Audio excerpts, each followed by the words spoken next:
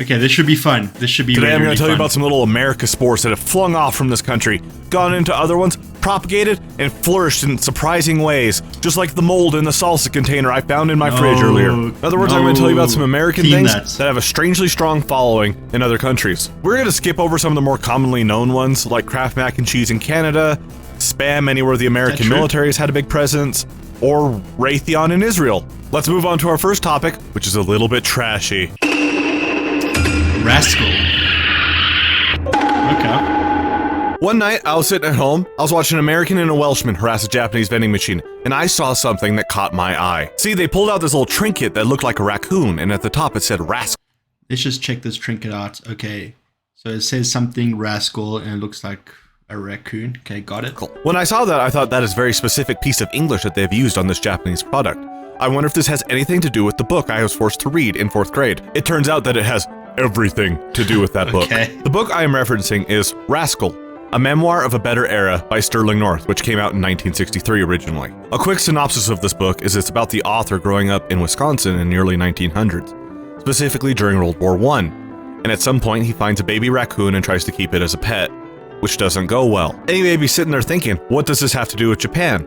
Well, I'm getting to that, calm down. In 1977, this book was turned into an anime, and it did very well and turned Rascal into a beloved character there. It was a somewhat common thing in this time period for anime to be made out of Western books. Another Western book with a weird amount of popularity in Japan is Anne of Green Gables, which got an anime a few years after Rascal. We don't actually care about that today, though, because Anne of Green Gables is Canadian, and they won't share their Timbits with me.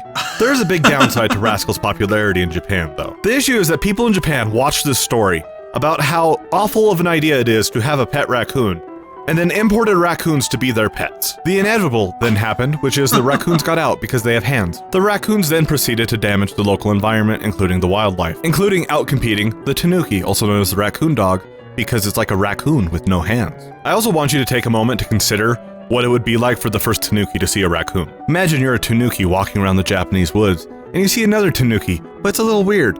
And then it stands up and it's holding things in its hand. It kind of be like the first scene in Men in Black where the guy comes in out of the field, but the alien's inside him, and he starts like moving weird, but for a tanuki. Much to the relief of this panicked tanuki, the Japanese government is trying to exterminate the raccoons. The only issue is they're having about as much success as Australia's had with their wars with the emus, the rabbits, and the cane toads. Japanese enthusiasm for Rascal has been waning of late. It's largely just confined to like knickknacks and stickers and that kind of thing. So it's kind of like the Japanese version of Garfield at this point. The only real difference being it's a bit less problematic to have a fat orange cat in your house than to have a raccoon running around your countryside destroying it. Next up, we're gonna... Okay, so that's actually very, very interesting. Firstly, have any of you read that book, Rascal? I'm firstly interested in that. I've never read it or heard of it before, but it seems like it must be quite a popular title. And having a raccoon as a pet definitely looks like a very fun idea. I myself have Googled, can you have a raccoon as a pet? And it's been a unanimous no by all websites, but they just look so cute. But it seems like they are untamable. Have you ever considered having a raccoon as a pet? And have you encountered them? Are they friendly or are they simply a pest? It's very unfortunate to see that now Japan is going to have to try and exterminate them, considering they're the ones that brought them in. But that is an interesting book that went popular overseas, because I'm pretty sure it seems like it's more popular in Japan than it is in the United States. So that's very, very interesting indeed. Let's go to the second one. We're going to talk about your grandma's car. Would you really rather have a Buick, baby! Buick is a car brand that many people are surprised is still alive. It feels like Buick should have shuffled off its mortal coil back in the 2000s with Pontiac, Saturn, Oldsmobile, but it didn't, and let me tell you why. While Buick only sold about 103,000 cars in the US in 2022, it sold 677,000 cars in China. That same year, the entire Ford F-Series of pickups, ranging from the electric Ford Lightning all the way up to the big F-650, which is used for like box trucks and stuff, it only sold 653,000 units in the US. Not only is China buying up Buicks like hotcakes, they have models we don't get here in the US. See, Buick doesn't even make cars in the US anymore. They just have 3 slightly different crossovers, including one that I've never seen before called the Invista, which kind of looks like they're trying to make a knockoff of the Lamborghini Urus, kind of like Ford used to make the Fusion look like a knockoff of the Aston Martins from the time. But if we go ahead and hop on over to the Chinese site for Buick, we see that they still make sedans, like the LaCrosse and the Regal. They also make minivans, including this one, that's just called the Century, which used to be kind of a shitty car. But over there, it's the swaggiest ass minivan I've ever seen. It has the Rolls-Royce roof with the stars in it. After hearing all this, you may be thinking, why? In China, Buick has this perception of being the car that you're in if you're important. And a big part of this is actually why they're your grandma's car in the US. A lot of Chinese government officials rode around in Buicks, and a big part of this is they're big comfy cars, but they're not as flashy as like a Mercedes or a Rolls or a Cadillac. However, the trend of Chinese officials riding around in Buicks is starting to wane. The quality of Chinese cars has improved drastically, which leads to Chinese officials wanting to ride in them because that looks good because they're supporting a local company, which is fair for them to do anyways. The politicians in major car producing countries are usually only seen in domestic cars. Having said that, I did get a really funny image in my head of Joe Biden driving up to the White House in an R34. Here is my artistic representation of it. With that said, let's move on to something with even crunchier skin than Joe Biden. Guys, can you believe that Buick is that popular in China? They sell 6 times as many vehicles than in the US. That is just a staggering statistic. Now, here's a question. If you believe that Buick sales are going to drop tremendously in China due to the increased quality of Chinese vehicles, do you think that there is still a long-term future for Buick? I'm very interested in that. I'd love to hear what your opinion on that is. KFC, baby! You're probably sitting there thinking that I'm going to tell you about KFC in Japan and about how they buy it on Christmas and everything. But I'm not. I'm not going to talk about that for 2 reasons. First of all the Japan YouTubers have already beat that dead horse into Tesco lasagna. And 2, I don't want this to be too Japan heavy. Instead, what we're talking about is some KFC sales numbers that I found interesting. About 25% of KFC sales comes from China, which is not surprising to me. Fried chicken's also a thing in China. They're about 1/6 of the world's population, and I had previously heard that the Chinese KFC did a collab with Genshin Impact. They are also not our focus. After that, about 15% of their sales comes from the US, which is also not surprising, it's from here. No, the thing I have an issue with is the next 2 countries on the list. What on earth is wrong with you, United Kingdom and Australia? How are you each responsible for 7% of their sales? Australia, you have a smaller population than Texas, and somehow you are eating almost half as much chicken as the entire United States? And UK people, how can you be out here talking up your Nando's, your fish and chips, your wonderful Indian food, and then you're gobbling the Colonel's meat with this veracity? You two need to get it together. Work on yourselves. Next topic. But guys, just consider how crazy that is. So KFC originates from, the United States. It comes from Kentucky, I'm guessing, hence the name. And the United States sales constitute 15%, yet Australia and Great Britain combined only constitute around 80 million or maybe 90 million people. Way, way less than 1/3 of the United States, yet their combined sales for KFC competes with that of the US. So that just shows how much KFC is eaten in those 2 countries. I would never, ever have guessed that.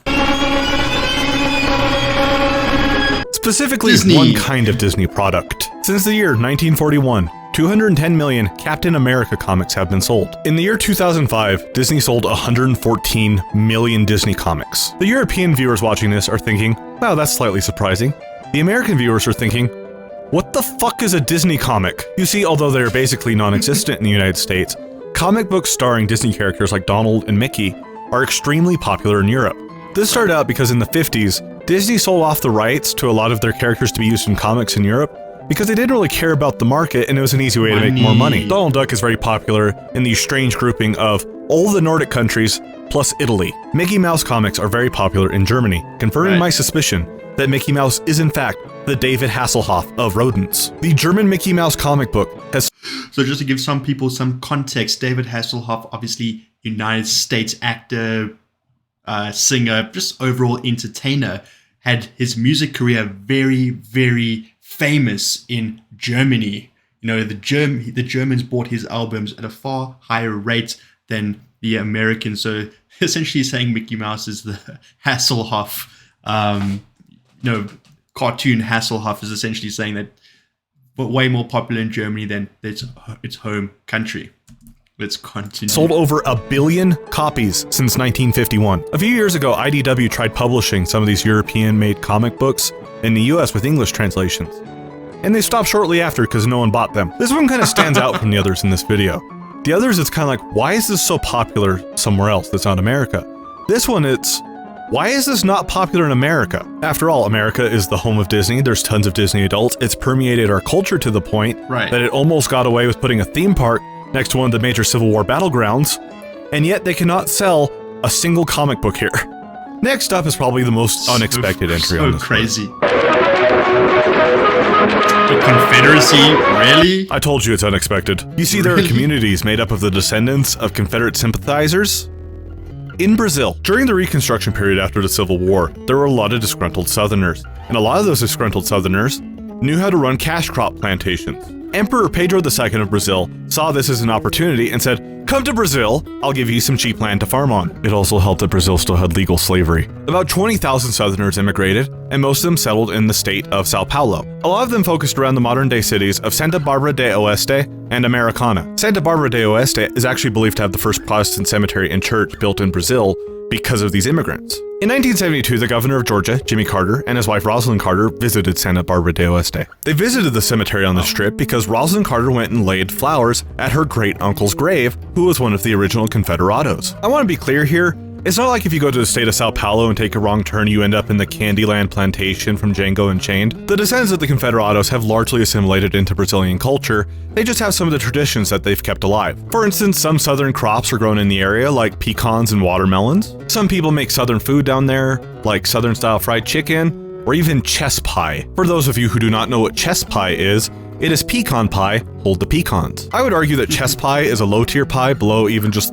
chocolate pudding pie, and nowhere near higher tier pies like pumpkin, pecan fudge, key lime, or cheesecake, which is a pie because it is filling in a crust and not a glutinous structure. Also, every year they hold an event called Festa Confederata. This is like a little festival where some of the men will dress up like Civil War soldiers, some of the women will dress up like Scarlett O'Hara, and they eat American food, and all the proceeds go to preserving the historic buildings. The Confederado descendants have even helped raise money to build a museum of immigration in Santa Barbara do Oeste, which is all about how great immigration has been for Brazil. That's all I got for you today. Amazing, amazing, amazing. Well, folks, that was extremely fun. I thoroughly enjoyed that. Who would have thought that all these American items are so popular overseas, but no longer so popular in America? I don't know which one surprised me the most. Maybe the Buick sales, actually. But yeah, you let me know in the comments below what was the most surprising item on that list. And if you know of any more items that were produced in America that are popular elsewhere, let me know. I'm always keen to learn more. But folks, that is all I have for you today. If you did enjoy the video, please remember to leave a like on the video and subscribe to the channel. I am uploading videos like this one every single day. But until next time, I hope you have a good one. I'll see you when I see you. Cheers.